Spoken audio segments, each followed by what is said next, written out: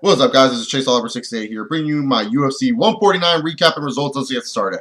The first fight was Matthew Riddle versus Chris Clements. This fight was pretty damn entertaining by both men. Both men really showed that they really wanted to entertain these fans. You know, with a great prelim card, you got to give us a good main card. And this was a great fight to kick it off. Chris Clements looked pretty average this fight. I didn't really think he looked too outstanding. I did give him round one, though. And then, Matthew Riddle, round two, he really impressed me with his ground game. And then Matthew Riddle, at the end of the fight, he had one of my favorite submissions, the arm triangle, and he hit it in such a great way. He had Chris Clements standing up in the arm triangle, and I'm like, oh, this looks nasty already. And then all of a sudden, slams him down and gets him into that nice position, and I was like, damn, that was a nice slam by Riddle. And Matthew Riddle gets the tap out. Chris Clements is like, I had enough of this. I'm tapping out. And Matthew Riddle goes on a win. Nice, exciting win for Matthew Riddle. Now, is Matthew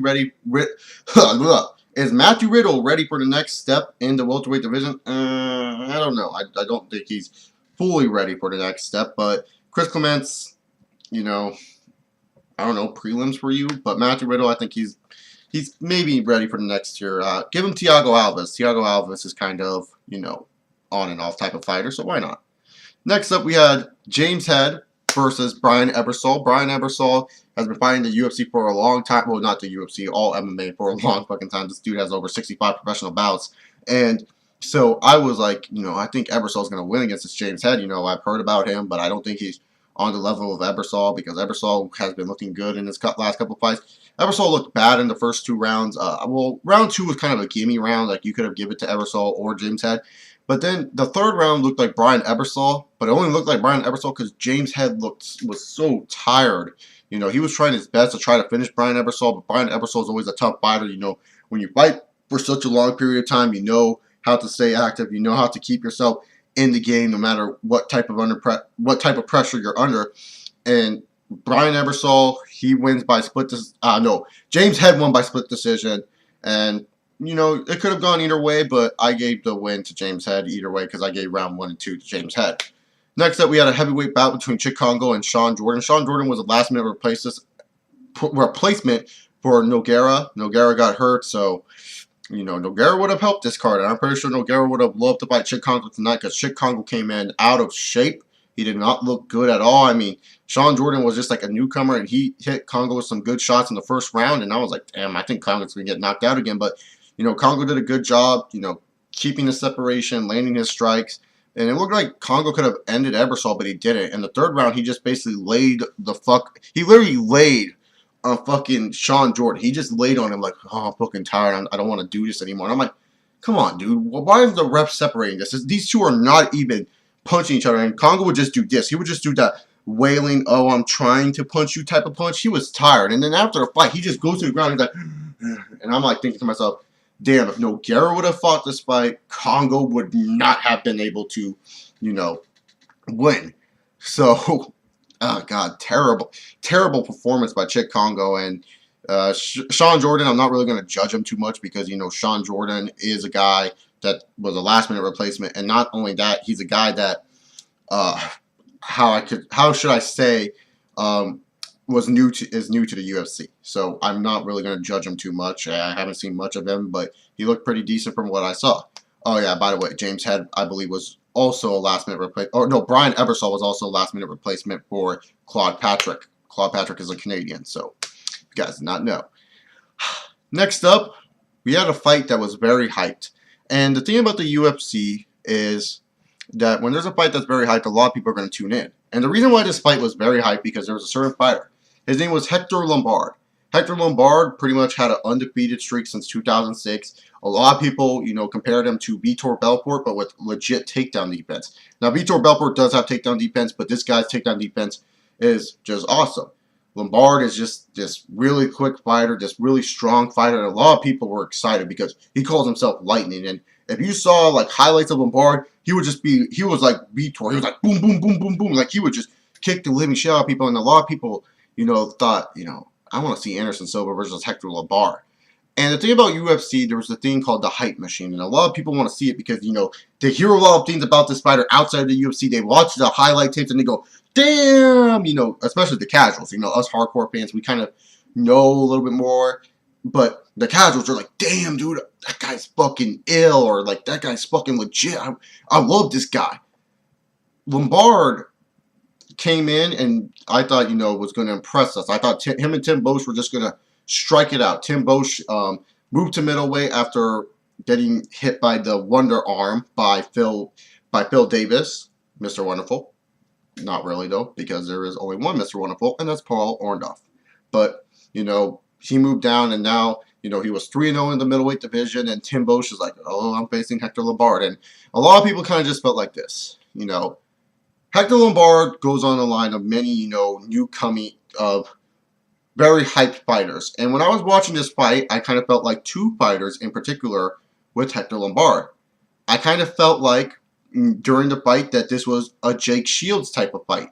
Now, if you guys remember, Jake Shields was very hyped from Elite XC and from Strikeforce. The dude was a middleweight. He was really good as a middleweight. And a lot of guys were saying, he's a big fish in a small pond. He should go to the UFC and test out his skills. Jake Shields, though, fought at 185 and, went to 170 in the UFC and lost to, and beat Martin Kampmann in an unimpressive fashion. And then ever since, Jake Shields' UFC career has been iffy. And I kind of felt like that was going to be probably Hector Lombard's case, maybe in the near future if he beat Tim Boesch. But then I saw another fighter in this fight that was as well extremely more hyped than Tim Boesch, probably more name recognizable than Hector Lombard, and that was Kimbo Slice. In a way, he reminded me of Jake Shields because of how unimpressive he was, and the way he was fighting tonight was reminding me of Kimbo Slice. Lombard literally just stood there like this, had a mean stare like this, go, and that was it. And it was an unimpressive fight, and Tim Boesch, he didn't look that impressive either. None of these guys looked impressive. The best part of the fight is when Lombard whipped Tim Boesch up and bam, slammed him. And then I was like, Kimbo Slice. And so when the judges were going to score this fight, I was wondering how they're going to score it. Hector Lombard lost via split decision to Tim Boesch. And to me, I'm not mad that it happened because otherwise I'd be like, this was bullshit. But it really wasn't. Like, none of these fighters were impressive during this fight. This fight was kind of lame. It was really lame. And maybe one of the judges didn't like how Lombard wasn't moving that much because Lombard didn't really show that much control. Maybe they didn't like Lombard at all, period. But I thought Lombard probably won unimpressively. But since Tim Boesch won, I'm not going to complain because both of these fighters were fucking unimpressive. And let's move on. So we get the main event of the evening. Now, the original main event for UFC 149 was supposed to be Jose Aldo, I believe, against Eric Koch for the UFC featherweight title. Why Eric Koch was getting the UFC featherweight title shot, I don't know. But I digress. Aldo got injured. And so in replacement, they put Urijah Faber versus Renan Barao, which was originally slated for UFC 148 as a co-main event. They put this as a main event for the interim bantamweight title. And one thing you guys got to know about Urijah Faber is that a lot of hardcore MMA fans are not fans of Urijah Faber. They don't like Urijah Faber because they place him as overrated. I completely agree with that. I am a hardcore MMA fan, but I love Urijah Faber. I'm a Urijah Faber fan, but Faber is really overrated. And why many fans kind of hate Faber is kind of because, he wins one fight and automatically he gets a title shot when there's other bantamweights that you think could probably beat Cruz better than Faber. Sometimes Faber just feels like, it's the same old shit with Faber. There's nothing really that appealing to him. And the reason why the UFC kind of forces Faber down the throats and why they really like Faber is because when you look at Faber, he's a California guy. He's a chill guy. He has a big fan base here in California. He's not like the most popular athlete in California by any means, but he has a big fan base here. He has a big fan base around the world just because of how he's presented. And so, the UFC kind of likes to shove him down our throats. And a lot of the MMA fans don't really like that because sometimes, I think a lot of fans would have appreciation for Urijah Faber if, he kind of wasn't always trying to be featured for the bantamweight title. It always feels like Urijah Faber, when he's in a fight in the MMA world, is that it has to be in a big-time fight. It can't be like, he's facing this guy, and if he wins, he has to face another guy, and if he wins, he has to face another guy, and then he gets that bantamweight title shot or the featherweight title shot. It's just he wins one fight, bam, title shot. And it doesn't matter who it's against. It could be against like a bad fighter, and Faber wins impressively. And it's like he gets a title shot. But Faber is an exciting fighter. And the thing is, Urijah Faber he was facing Renan Barao. That's the problem. He was facing Renan Barao. Renan Barao has been an underrated fighter for many years. A lot of people probably did not hear about Renan Barao until he was announced to fight Faber. And when you probably looked at his Wikipedia and looked at his, record, you were like, holy shit, how is this guy not champion? And Renan Barao has been impressive. He lost his first professional fight and now is 28-1 facing Urijah Faber. This guy was, pretty much undefeated. He was a top fighter. He has the longest reigning streak in MMA today with the wins. And so a lot of people were kind of like, Renan Barao, I don't know much about him. Renan Barao trains with Jose Aldo. And if anyone saw WEC 48, they saw what Jose Aldo did to Urijah Faber. And Renan Barao just did what Jose Aldo did to Urijah Faber. Kept him away, said, no, you ain't coming near me. Leg kicking your damn leg so you can't fucking do this to me. And I'm slowing you down so I can pick my strikes. You can hit me all you want. I'll bleed from the nose a little bit, but when I hit you, you're going to go flying back.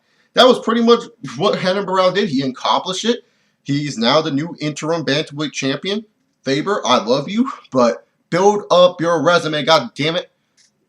Start from the bottom back up. Don't cut down to flyweight. Start from the bottom back up, and hopefully maybe Dominic Cruz will be bantamweight champion if he beats Renan Barao. Now, a lot of people may be wondering what's an interim champion, and I might have to explain this too. An interim champion is pretty much a champion that, he's not really the real champion. It's when the real champion gets injured and they kind of put a fake belt. They put a belt on him and they call him the current champion. And pretty much it's just like a guaranteed #1 contender shot.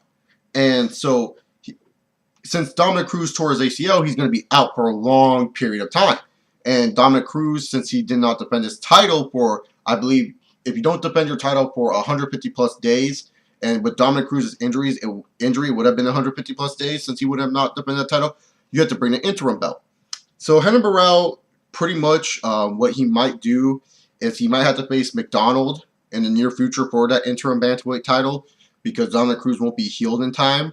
So Barao might not get a shot against Dominic Cruz, which I find fucked up. I think Barao should get an automatic shot, but because of injury and because of how, the state commission works and how, the rules work with the interim title, he might have to defend it. Now, I kind of find it bullshit of that rule because Carlos Condit, how come he couldn't defend his welterweight title in the summer?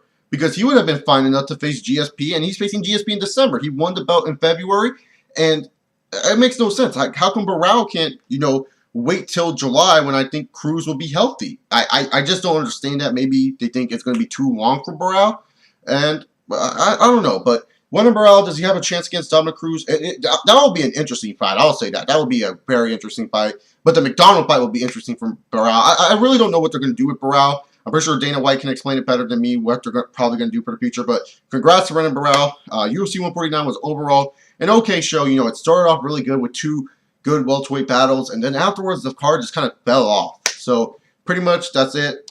Recapping results. Subscribe up above if you liked it. Video game channel in the description box. Like or dislike this recapping results. I know this has been kind of long, but I was trying to explain some stuff. So thank you all for watching. This is Chase Oliver 68, and I say peace.